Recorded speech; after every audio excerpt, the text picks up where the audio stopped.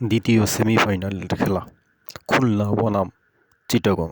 প্রথম উইকেট মেহেদী হাসান মিরাজ 6 বলে করে 2 রান। দ্বিতীয় উইকেট অ্যালেক্স রোজ 6 বলে 0 রানে আউট। তৃতীয় উইকেটে নাঈম শেখ 22 বলে 19 রানে আউট। চতুর্থ উইকেট আফিফ হোসেন 14 বলে 8 রান করে আউট। মাহিদুল ইসলাম 32 বলে 41 রান করে আউট। ষষ্ঠ উইকেটে হিসাবে আছেন হিটমার 33 বলে 63 রান করে আউট।